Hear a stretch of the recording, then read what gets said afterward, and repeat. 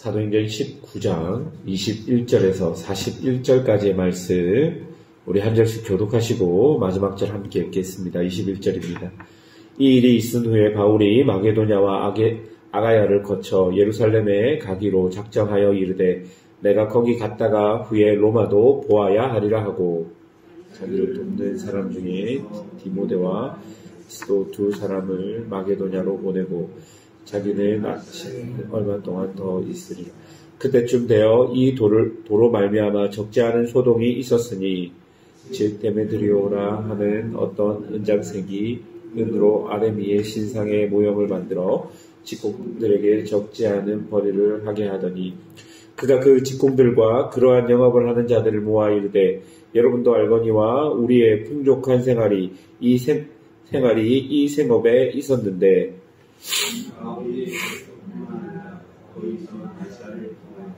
수많은 사람들을 권유하여 말하되 사람의 손으로 만든 것들은 신이 아니라 하니 이는 그들 보고 들은 것이라. 우리의 이 영업이 천하여질 위험에 있을 뿐 아니라 큰 여신 아데미의 신전도 무시당하게 되고 온 아시아와 천하가 위하는 그 위험도 떨어질까 하노라 하더라.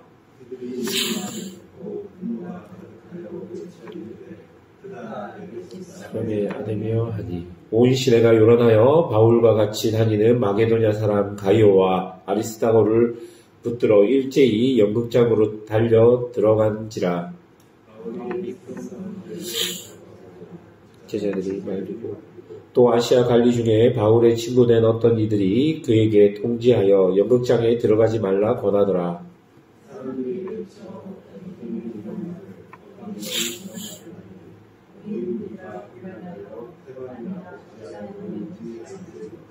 유대인들이 무리 가운데 알렉산더를 권하여 앞으로 밀어내니 알렉산더가 손짓하여 백성에게 변명하려 하니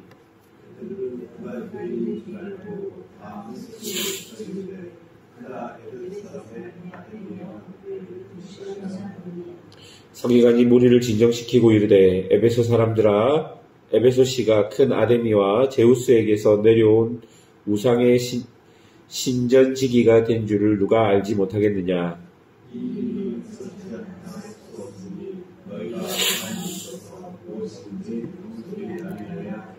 신전의 물건을 도둑질하지도 아니하였고 우리 여신을 비방하지도 아니한 이 사람들을 너희가 붙잡아 왔으니 데메드리오와 그와 함께 있는 직공들이 누구에게 고발할 것이 있으면 재판을도 있고 총독도 있으니 피차 고소할 것이다. 만일 그 외에 무엇을 원하면 정식으로 민회에서 결정할지라.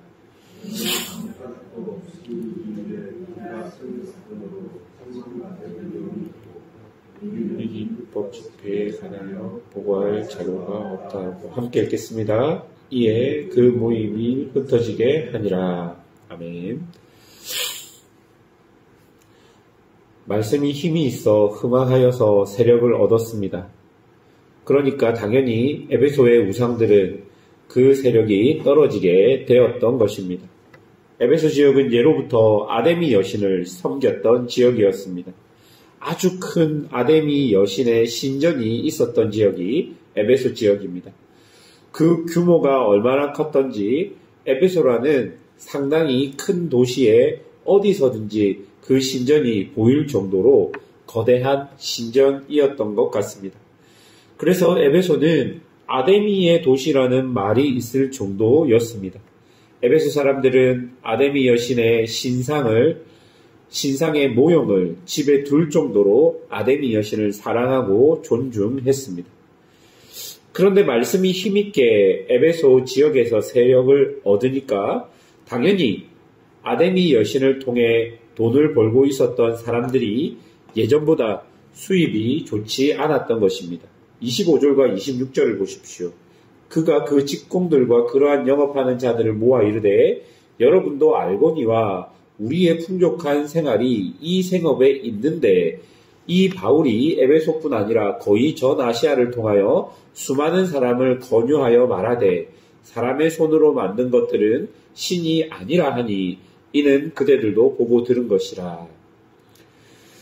바울이 에베소를 중심으로 해서 그 아시아 전역에 복음을 증거하게 되고 그것으로 인해서 아데미 여신을 사랑했던 에베소 지역 사람들과 그리고 에베소 주변에 있었던 사람들이 아데미 여신의 모형들을 구매하지 않았던 것입니다. 그로 인해서 이들의 이익에 문제가 생겼던 것이죠. 사실 이 문제는 에베소 사람들에게는 큰 문제가 아니었습니다. 왜냐하면 그 시대는 기본적으로 거의 모든 신을 인정하고 있었던 다신 문화였기 때문입니다.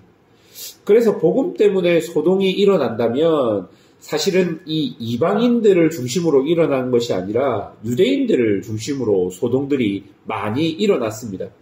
왜냐하면 유대인들은 예수를 메시아로 인정하고 있지 않았기 때문입니다. 그런데 바울이 계속해서 구약에 약속된 메시아가 예수님이라고 말했기 때문에 복음 때문에 유대인들을 통해 소동이 일어났던 것이지 오늘처럼 이 에베소 사람들 안에서의 소동은 복음 때문에 사실 일어난 것이 아닌 것이죠. 대부분의 이방 사람들은 이 문제에 대해서 큰 관심이 없었습니다. 에베소 사람들도 마찬가지였습니다. 복음이 전해지고 바울을 통해서 그리고 여러 사람들을 통해서 에베소에 복음이 증거될 때 에베소 사람들은 기본적으로 어느 한 신을 섬기는 사람들이 열심히 하고 있구나라고 생각했던 것입니다. 왜냐하면 예전에도 어떤 종교도 그랬을 거기 때문이죠. 그런데 자신의 수입이 떨어진 아데미 여신의 모형을 만드는 데메드리오라는 사람이 이 사실 별 큰 문제가 되지 않는 이 사건을 모든 에베소 사람들이 관심을 가질 만한 문제로 만들어 버린 것입니다. 여러분 27절의 중반을 보십시오.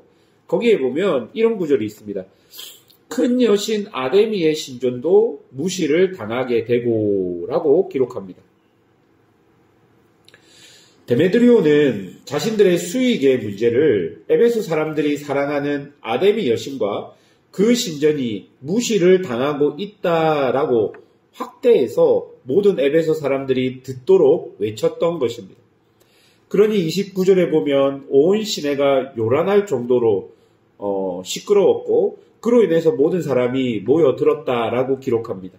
그런데 여러분 32절을 보면 개중에는 무엇 때문에 자기들이 모였는지도 모르는 사람들도 있었다라고 이야기합니다. 그리고 33절과 34절에 보시면 에베소 사람들은 바울이 전한 복음과 지금 이 상황이 어떻게 연결되어 있는지도 모르고 그냥 아데미 여신이 무시당한다라는 말만 듣고 이곳에 온 사람들이 태반이었다는 것을 우리에게 보여주고 있는 것이죠. 한마디로 데메드리오라는 사람이 군중 심리를 이용해서 사람들을 선동했던 것입니다. 그때 서기장이 나타나 전후 상황들을 사람들에게 설명합니다. 37절과 38절을 보십시오.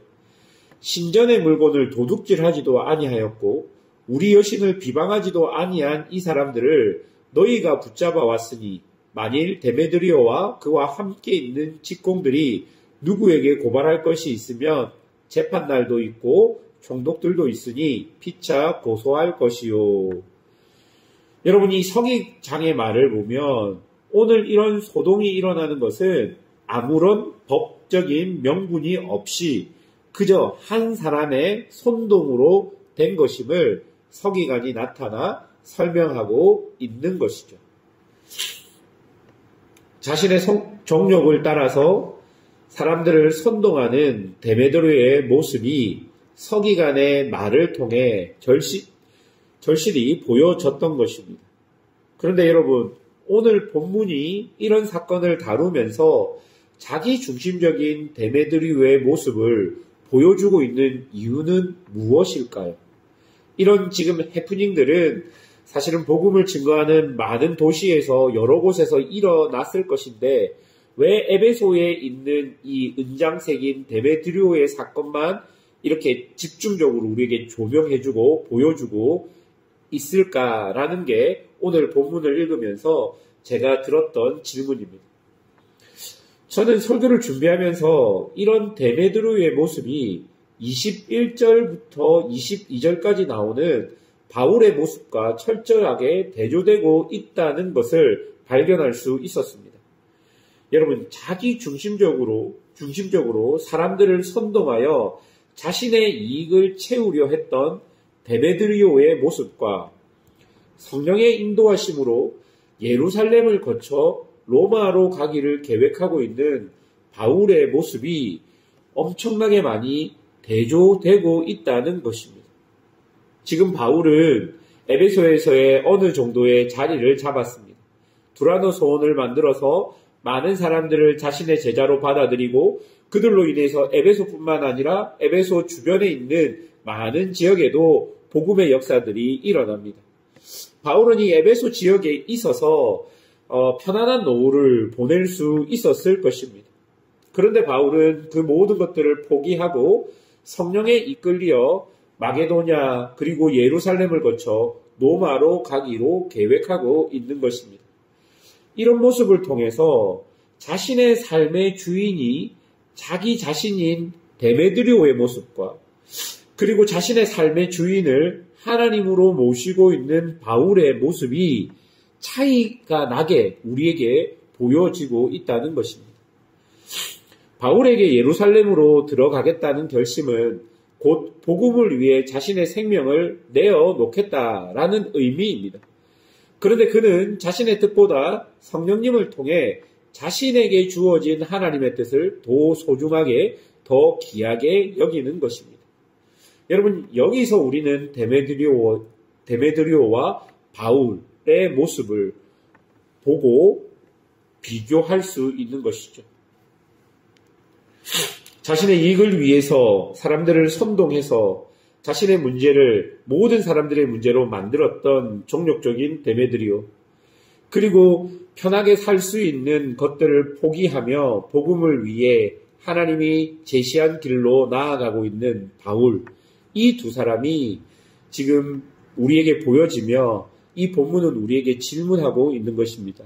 여러분들은 어떻게 살아가기를 원하십니까? 라고 우리에게 질문하고 있는 것이죠. 사랑하는 여러분, 우리도 하나님을 믿기로 작정했다면 자기 중심적으로 살기보다 하나님 중심적으로 살아가야 할 것입니다. 우리가 하나님을 믿고 복음을 따라서 살기로 작정했다면 우리 안에 있는 자기 중심성, 종력을 내어버리고 하나님이 주신 하나님의 말씀대로, 하나님의 뜻대로 내 인생을 통해 이루고 싶어하는 하나님의 뜻이 무엇인지를 고민하며 기도하며 살아가야 할 것입니다. 그것이 오늘 본문이 우리에게 보여주는 교훈일 거라고 생각하시면 되겠습니다. 설교를 맺겠습니다. 데메드리오와 바울의 모습을 통해 오늘 본문은 우리에게 너희는 어느 길로 가려느냐, 너희는 누구를 닮으려고 하느냐라는 질문을 던지고 있습니다. 이 질문에 하나님께서 우리에게 주신 그 뜻대로 살아가기를 원한다고 답변하며 오늘 이 새벽도 하나님 안에서 자기에게 주어진 삶을 살아가는 용기와 은혜와